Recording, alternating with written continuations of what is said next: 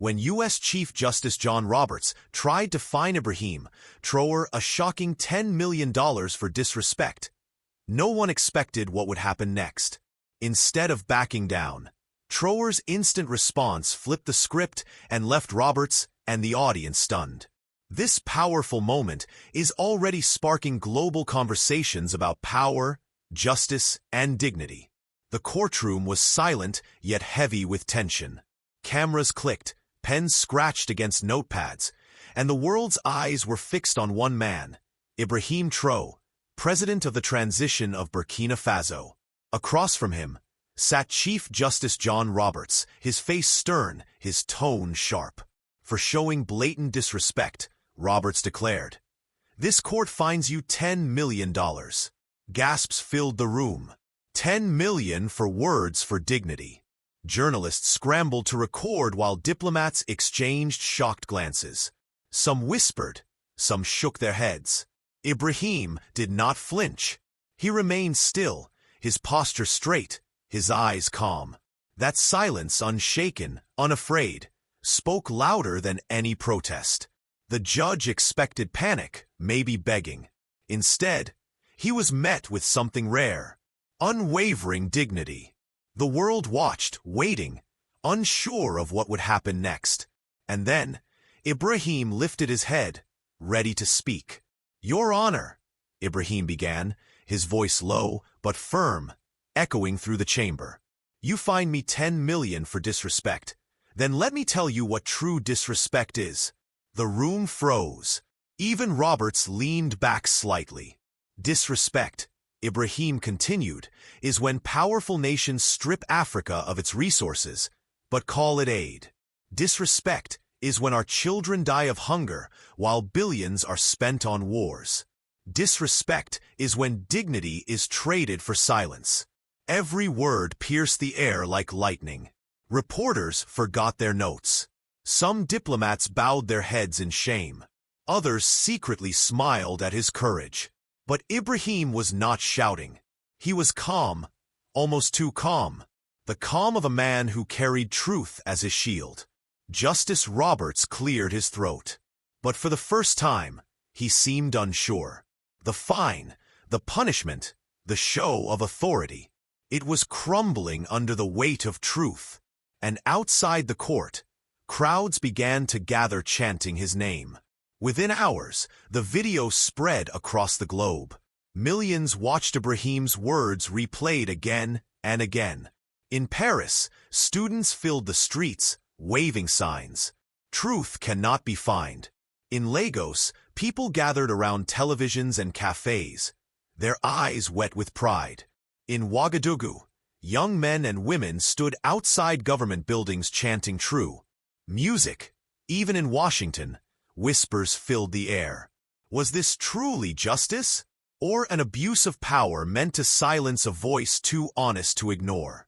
Inside the hotel where he stayed, Ibrahim received a call from his mother back home. "My son," she said softly, her voice trembling. "They wanted to humiliate you, but instead you lifted us all."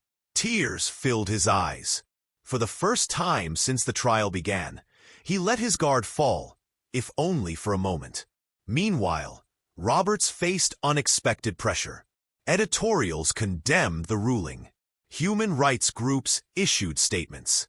The fine that was meant to silence Traoré had instead made him a symbol of dignity and courage. The battle had just begun. The gavel struck once more, but the sound did not silence the room. It only deepened the unease. Justice Roberts expected applause, or at least agreement. Instead, he was met with a silence so heavy it felt like judgment itself. Ibrahim's calm gaze unsettled him. The Burkina Faso leader didn't look like a man under attack. He looked like a man who had already won. A journalist in the gallery whispered to her colleague, "This is history. Something bigger than a fine."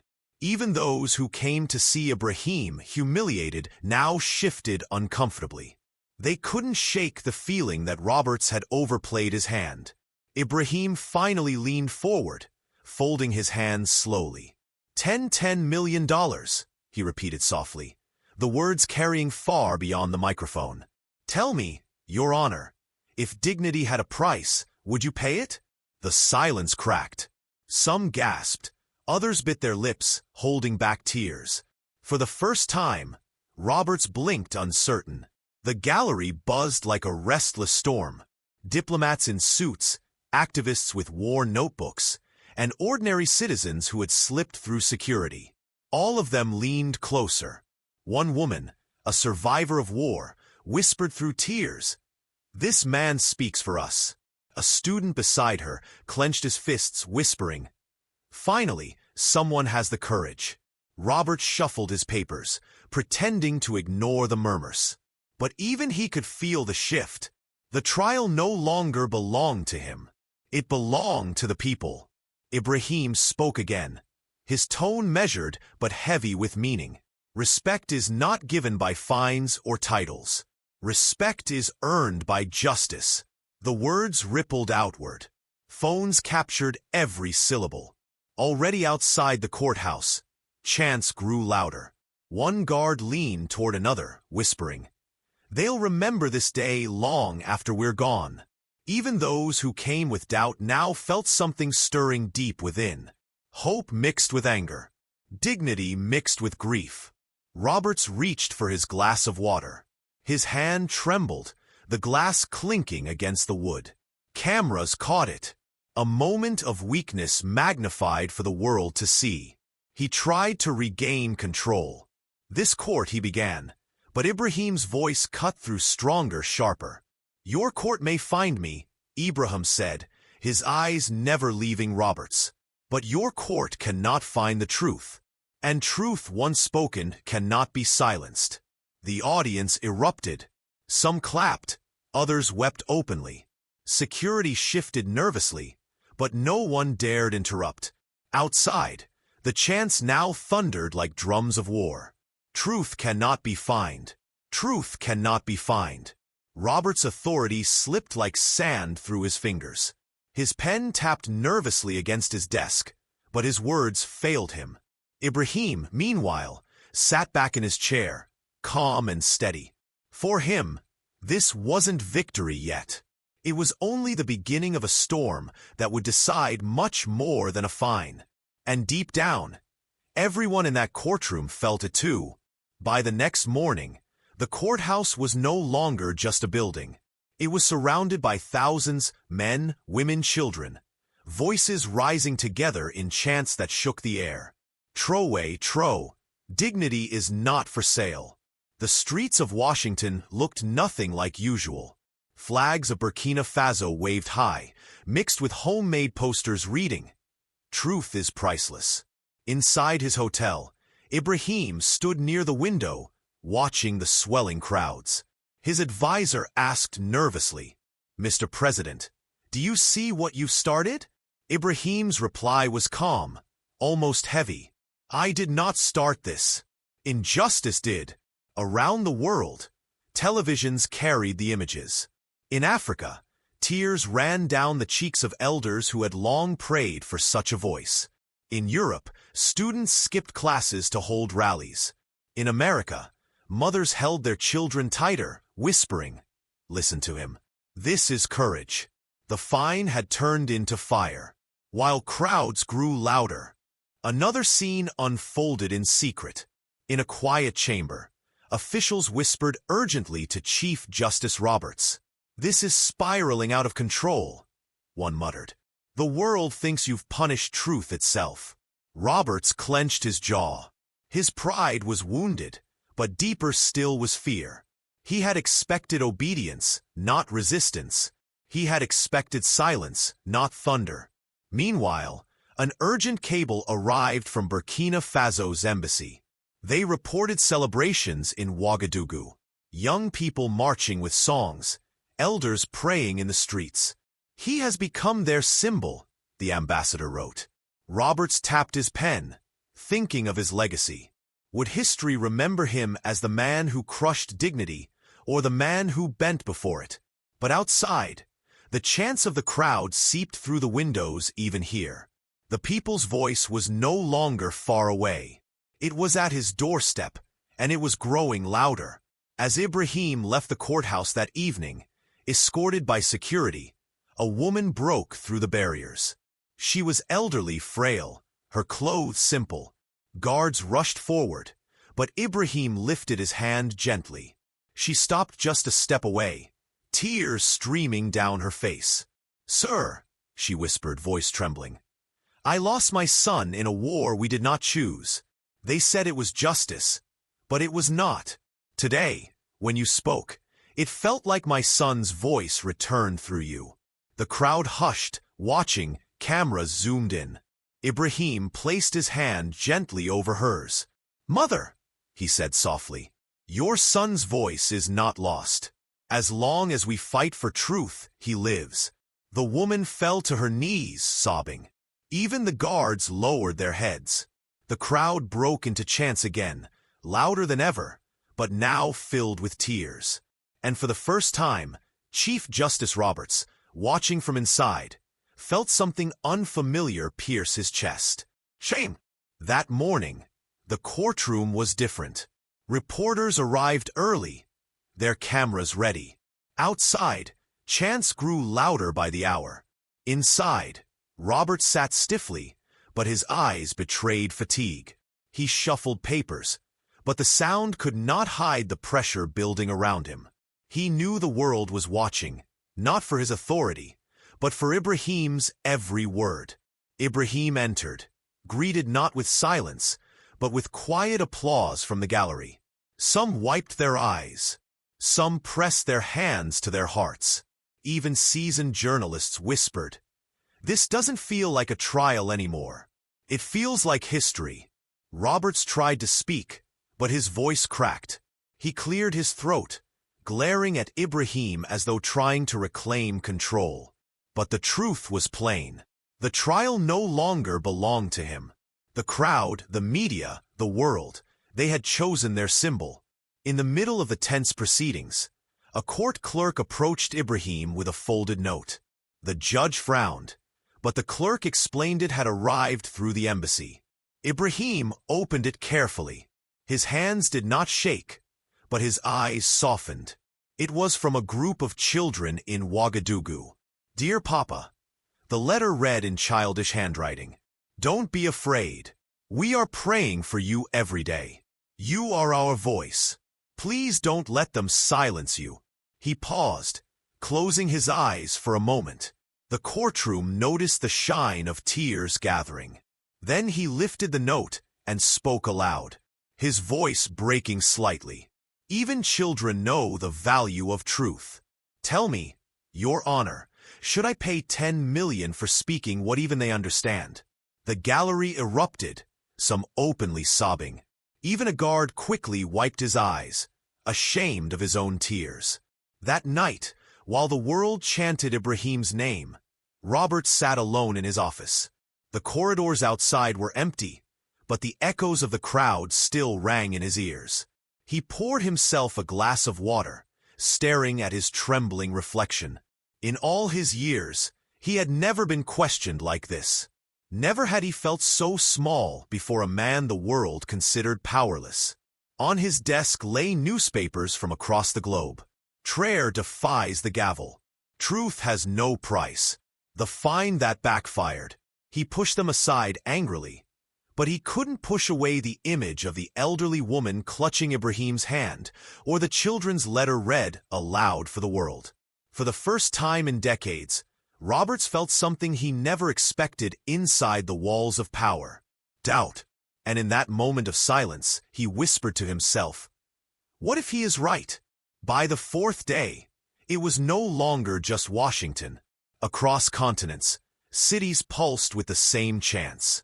In Dar, young men painted walls with "Truth cannot be fined." In London, crowds filled Trafalgar Square holding signs with Ibrahim's face. In New Delhi, students marched chanting his words like sacred verses. News anchors couldn't keep up. This is no longer a trial. One declared on live television. It's a global movement. Inside the U.S. courthouse, journalists read headlines aloud before the session began. Roberts heard them, everyone a hammer against his pride. Ibrahim sat silently, hands folded, listening. He didn't smile, didn't gloat. His calmness was heavier than thunder. It wasn't only him speaking anymore. The world had picked up his voice and carried it further than he ever could alone. Roberts tried to appear composed, but the cracks were now impossible to hide. His words stumbled, his face pale. Even the clerks who once rushed to his side now moved slower, as if embarrassed. At one point, he slammed the gavel down so hard it splintered the wood. "This court demands order," he shouted, his voice breaking. But order was gone. The gallery's eyes no longer feared him. They pied him. Cameras zoomed in on his trembling hand, on the sweat gathering along his collar. Ibrahim rose gently, as though moved by pity himself. "Your Honor," he said, voice steady, "do you not see? This trial is no longer about me. It is about justice itself." A silence fell thicker than any shout. Roberts sank back in his chair, his mask of authority slipping like a cracked crown. That night, Ibrahim received a private call from Ouagadougou. It was his father's voice, fragile with age. "My son," he whispered, "I hear the world chanting your name. But remember, you are not just my son anymore. You carry the cries of a continent. Do not bend. Even if they break you, do not bend." Ibrahim's eyes filled, but he kept his silence, listening carefully to every trembling word. Then his father prayed aloud, voice breaking. "May God protect you in that courtroom, and may every child who suffers find strength in your courage." When the line ended, Ibrahim sat still in the quiet. Tears fell, but his back remained straight. The next morning, as he walked into court, his father's prayer followed him like armor.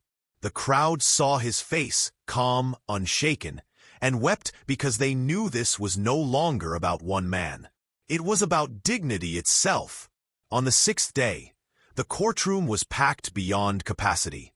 Reporters filled every corner, their cameras ready to capture history. The chants outside roared like thunder rolling through the city streets. Chief Justice Roberts walked in slowly, his face pale, his shoulders heavy. Everyone could see it, the weight of the world pressing against his seat of power. Ibrahim stood when called, his posture unshaken. His voice, however, was softer than usual, almost tender. "Your Honor," he said, "I will not pay $10 million because truth cannot be priced. Dignity cannot be taxed and justice cannot be silenced." The gallery rose to their feet in applause. Some cried openly. Others pressed their hands over their hearts. Roberts tried to slam his gavel, but the sound was drowned out. Even he could not control the tide anymore. At that moment, it was clear. This was not a trial. This was the breaking of chains. The room fell still as Roberts leaned into his microphone. His voice was cracked by exhaustion and shame. "This court," he began, but the words stuck in his throat. He swallowed hard, then tried again. "This court withdraws the fine." Gasps filled the air, followed by cries, followed by an eruption of joy. The gavel that once condemned Ibrahim now sounded like surrender. Ibrahim bowed his head briefly, then turned to the crowd. "This victory is not mine," he said. "It belongs to every mother who buried a child unjustly, to every child who still believes in truth, to every man and woman who refuses to sell their dignity." Outside, the news spread like fire. Bells rang in Ouagadougou. Youth filled the streets in Lagos, Accra, and beyond. Even in Washington, ordinary citizens lifted handmade signs that read, "Truth wins." For the first time in years, people cried, not in despair, but in hope. On the seventh day, Ibrahim prepared to leave America. At the airport, thousands gathered. Africans, Americans, students, workers, elders. They didn't come for politics. They came for dignity. As he walked through the crowd, children reached for his hands and strangers whispered, blessings. One woman sobbed, clutching her baby. "Thank you for showing the world that truth still lives." Ibrahim raised his hand, speaking gently but firmly. "Do not thank me. Take this courage into your own lives. Stand when they tell you to kneel. Speak when they tell you to be silent, for truth is not mine alone. It is yours." The crowd broke into tears, their voices rising in song. Cameras broadcasted live, and millions around the globe wept as though they stood right there in that moment. The story of a $10 million fine had become the story of priceless dignity.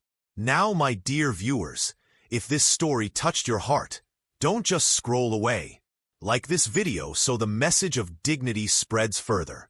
Subscribe to my channel so you never miss these powerful stories that the world tries to silence.